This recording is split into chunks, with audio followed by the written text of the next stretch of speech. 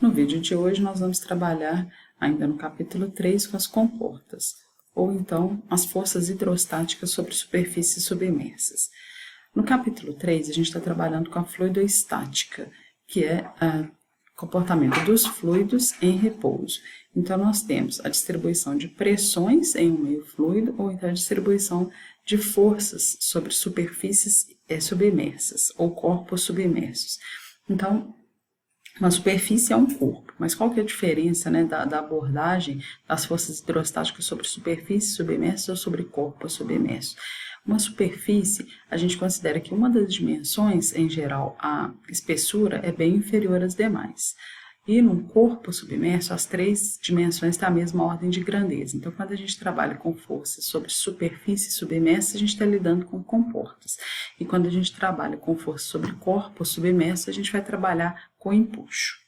Bom, a força hidrostática é uma força de pressão, ela é a resultante das forças de pressão. Então, em cada ponto da superfície eu tenho uma pressão, então eu vou ter uma força de pressão infinitesimal atuando. Então, se eu trabalho ao longo de toda a superfície, eu tenho uma força resultante, que seria a soma dessas forças infinitesimais.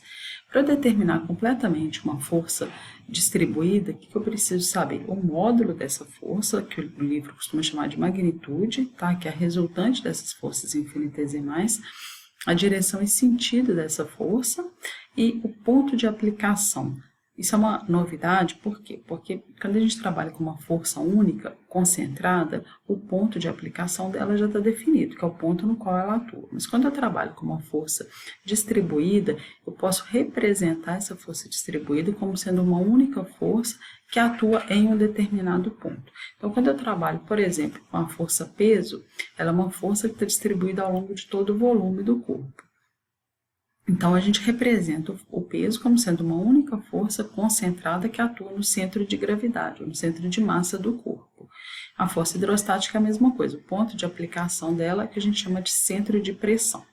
Então, aqui está representado um problema genérico. Então, eu tenho uma superfície, tá? Ela está inclinada de θ em relação à superfície livre e ela tem uma forma genérica. Então, quando eu olho daqui, a forma dela pode ser uma forma qualquer.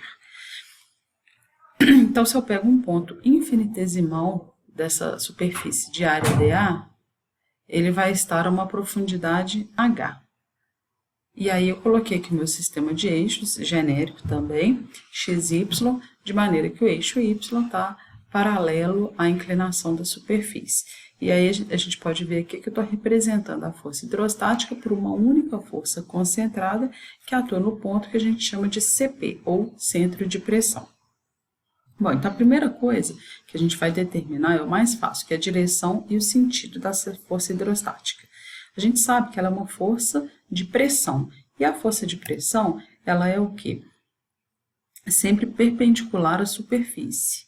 Tá? Então, ela é uma força distribuída. Então, aqui está novamente o mesmo desenho.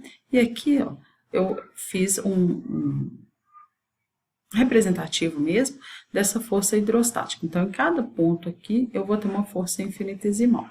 A força de pressão, ela é perpendicular à superfície. Então, quando eu estou trabalhando com uma inclinação constante, todas as minhas forças infinitesimais vão ter a mesma direção, que é o quê? Perpendicular a essa superfície. Então, quando eu vou integrar essa força ao longo de toda a superfície, eu somar todas essas componentes infinitesimais, que a gente observa que como elas têm sempre a mesma direção, então a minha força resultante vai ter a mesma direção, que é perpendicular à superfície.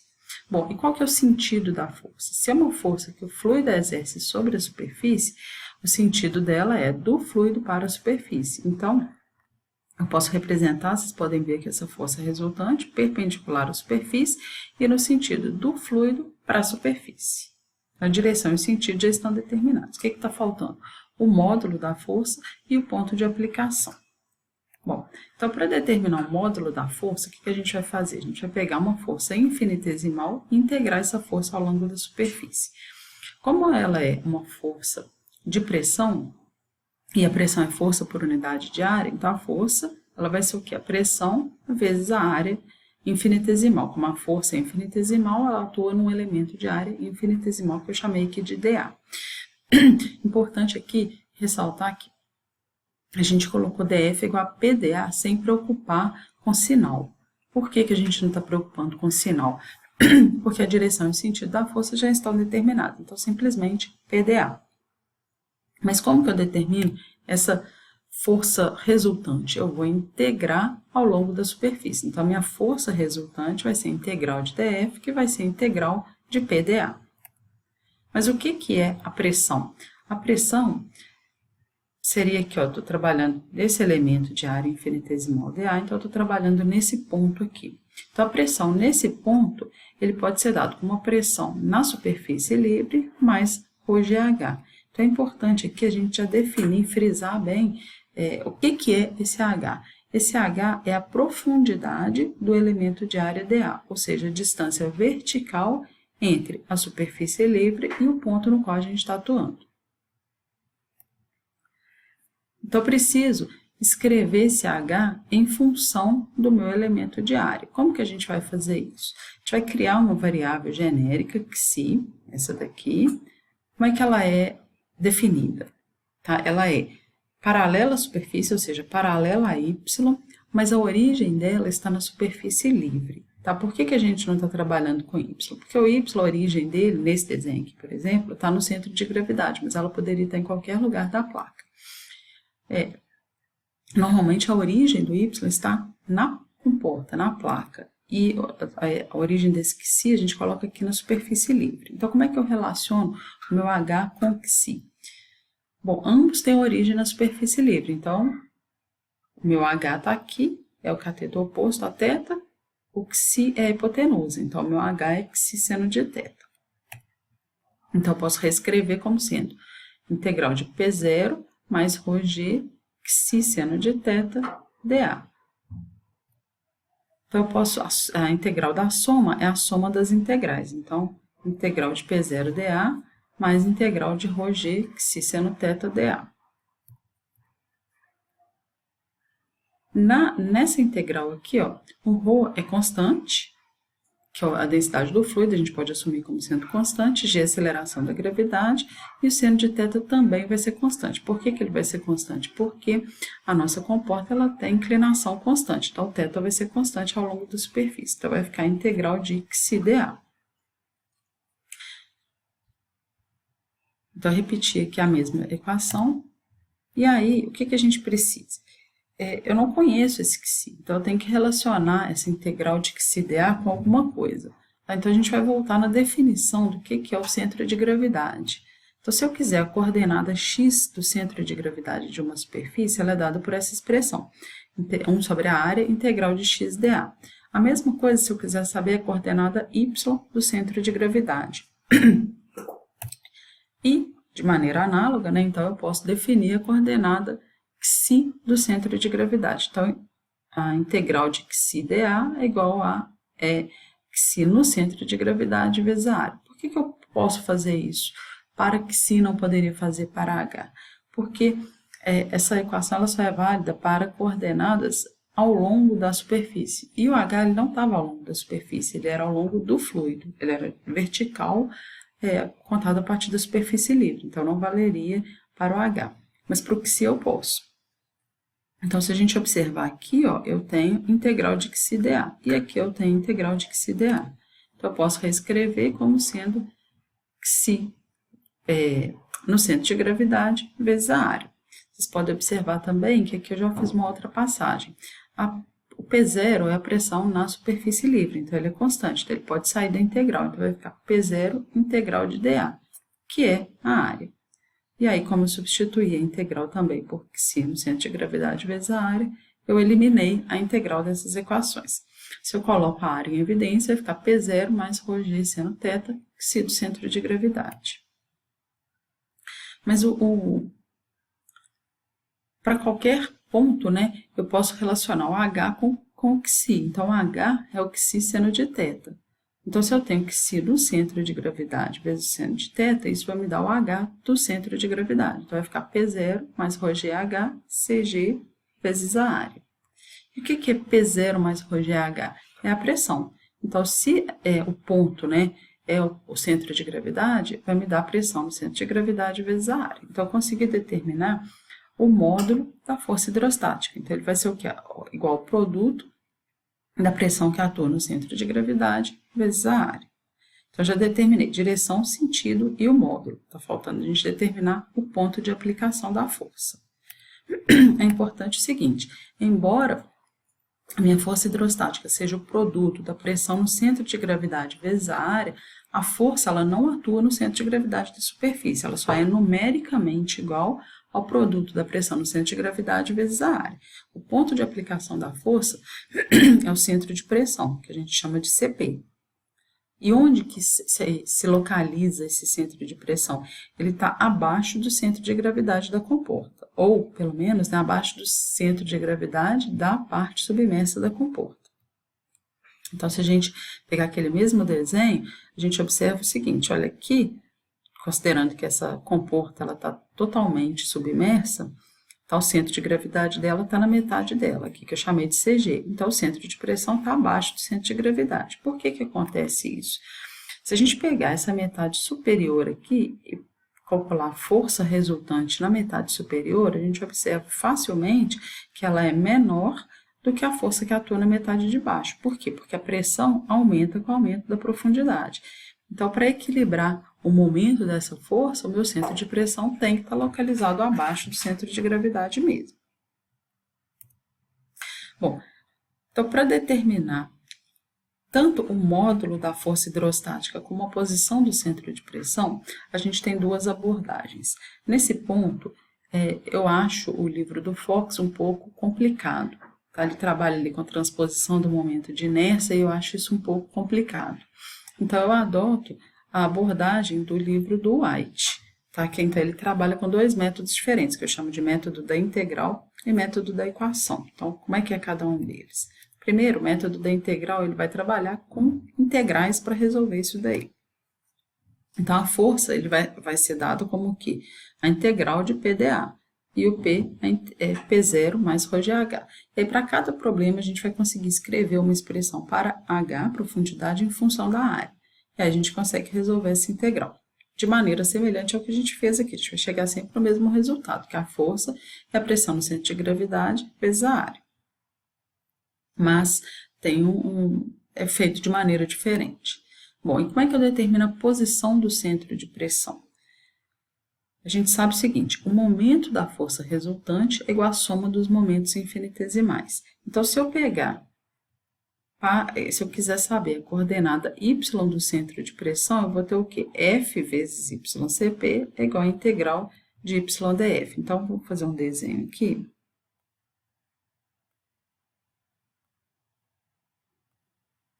Tá? Então, imagina que a gente tem uma barra aqui, tá? E tem uma força qualquer, tá? Não necessariamente a força hidrostática, isso serve para qualquer problema. Então, eu tenho um carregamento genérico aqui, por exemplo, isso daqui. Então, o que eu quero determinar é a força resultante disso e a posição do centro de pressão. Então, vamos considerar que fosse aqui, ó, essa daqui fosse a minha força resultante. Vou fazer uma seta larga, tá, para poder representar a força resultante. Então, eu quero saber o momento em relação a esse ponto. Então, aqui, ó, seria a coordenada x desse ponto. Tá? Então, essa daqui é uma força infinitesimal, F, ou dF, né? Que está localizado, o ponto dela é um ponto x genérico, esse daqui. Tá? E essa daqui é a minha força resultante, F, que atua aqui. Se esse aqui é o centro de pressão, isso aqui é x do centro de pressão. Então, ó, o momento da força resultante. O que é momento? É a força vezes o braço de alavanca. Então, F vezes XCP. E o que seria a soma dos momentos infinitesimais? A integral do momento de cada uma das forças dF. Então, se eu pegar essa daqui como referência, né, que pode representar qualquer uma, vai ser o quê? A força dF vezes o braço de alavanca, X. Então, aqui, ó, o momento da força resultante, F vezes XCP, é igual à soma dos momentos infinitesimais, integral de x df. Então, isso vale para qualquer coordenada ao longo da placa. Eu consigo determinar a posição x do centro de pressão e a posição y do centro de pressão. Então, basicamente, esse seria o método da integral, tá? A equação para determinação da força e a equação para determinação da posição do centro de pressão, tanto a coordenada x como a coordenada y. E a gente tem também o método da equação. O método da equação, ele é originado, obviamente, do método da integral. Porém, o que ele faz? Ele tenta chegar em equações mais simples para a gente não ter que resolver integrais. Mas quando a gente parte de uma situação geral para chegar numa situação específica, a gente tem que fazer algumas considerações, algumas hipóteses. E no método da equação, qual que é a hipótese? Que a origem do sistema de eixos está no centro de gravidade, ou no centro de gravidade da parte submersa da comporta. Então, fazendo isso e aplicando aquelas equações da integral, a gente chega que a força, como a gente já tinha visto, é igual ao produto da pressão no centro de gravidade vezes a área, e as coordenadas x e y do centro de pressão seriam dadas por essas expressões. Tá? Então, YCP menos ρg seno θ dividido pela pressão no centro de gravidade vezes a área, vezes IXX, e o XCP é a mesma coisa, porém trocando para IXY. IXX é o momento de inércia e IXY é o produto de inércia. Tá? Eles têm equações específicas, então IXX é a integral de y² dA, e o XY é a integral de XY dA. É claro que se a gente for pensar assim, né, vai ficar muito mais difícil resolver isso do que resolver pelo método da integral. Mas para superfícies de formas conhecidas, a gente já tem tabelas prontas para o momento e produto de inércia. Tá? Então, essa figura também é do White. Ele mostra o seguinte: se eu tiver uma comporta retangular, e aí eu coloco a minha origem no centro de gravidade, então na metade dela. Então, ela tem aqui o comprimento L e largura B. Então, o que a gente sabe? Que a área é B vezes L, o momento de inércia é BL3 sobre 12 e o produto de inércia é 0. Tá? Então, aqui é importante o quê? A origem está no sistema no centro de gravidade e o meu Y está alinhado com o comprimento da placa, e o meu x está alinhado com a largura da placa. Tá? Então, ela é simétrica. Se a minha comporta for circular, a minha área é PR2 e o momento de inércia é PR4 sobre 4. E o produto de inércia é igual a 0. Tá? Também simétrico, eu tenho o XY igual a 0. Da mesma maneira que eu tenho um triângulo e um semicírculo. Então, eu tenho metade do círculo, no caso aqui, tá? Aí a gente tem aqui as expressões para eles. Então, no caso da gente trabalhar com uma comporta retangular, que é mais fácil, que é o que a gente tinha, tá? A gente pode chegar em algumas coisas mais simples. Se eu tiver aqui as expressões, tá? Eu só repetir as expressões aqui para a gente tirar algumas conclusões. Então, aqui está o XCP e o YCP.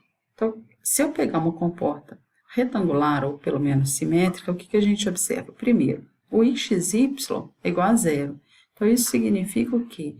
Que a posição X do centro de pressão vai estar na metade da placa, vai estar ao longo do X é igual a 0 aqui. Isso faz todo sentido, porque a força de pressão que atua nessa metade do lado direito é igual à força de pressão que atua nessa metade do lado esquerdo. Então, ela é simétrica. Então, é natural que meu centro de pressão esteja ao longo dessa linha aqui que divide, né? X é igual a 0. Além disso, o meu IXX, ele vale o quê? BL3 sobre 12 para a comporta retangular. E nesse caso, esse valor é positivo. Então, se eu pego aqui a pressão, ela vai ser positiva, a área é positiva, ρg e seno θ também positivos. Então, esse termo todo aqui, ó, ele é positivo, o que significa que o meu YCP é negativo, o que faz sentido também com o que a gente tinha falado, porque se a origem está aqui e o Y aponta para cima, ou seja, em direção à superfície livre, o YCP ele estaria abaixo da metade aqui, ou seja, o CP se localiza abaixo do CG, o centro de pressão está abaixo do centro de gravidade, que é uma coisa que a gente já tinha visto também. O último detalhe é o seguinte: no cálculo da força, a gente trabalha com a pressão manométrica. Por que a gente trabalha com a pressão manométrica? se eu pegar a equação, né, a pressão, ela vai ser P0 mais ρgh. Então, se eu quiser saber só a força que o fluido exerce, eu tenho que descontar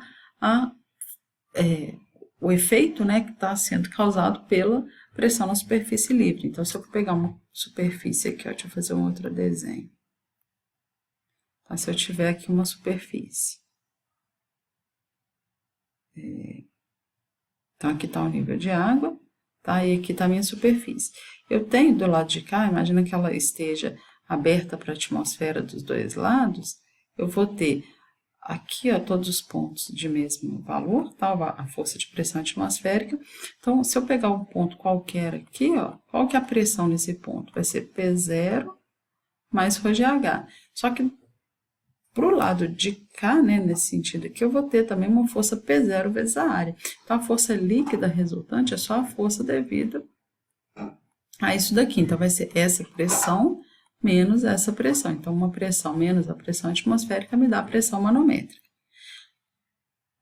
Deixa eu apagar esse desenho aqui. Isso. Aí, se eu tiver a pressão atmosférica atuando dos dois lados da placa, meu P0 vai ser 0. Então, a pressão no centro de gravidade vai ser P0 mais ρgHCg, como P0 é 0, vai ser ρgHCg. Então, se eu substituir isso aqui, ó, P no centro de gravidade por ρgHCg, o ρg vai cortar, e a minha equação ela fica um pouquinho mais simples. Então, YCP menos xx seno θ dividido por HCg vezes a área, e o XCP menos XY seno θ dividido por HCg vezes a área. Então, a gente tem dois métodos. Os dois métodos são equivalentes, tá? Pode-se usar qualquer um dos dois, tem-se que chegar exatamente nos mesmos resultados. Não dá para mudar, o resultado tem que ser exatamente o mesmo. Aí fica a critério de cada um escolher qual que acha mais fácil.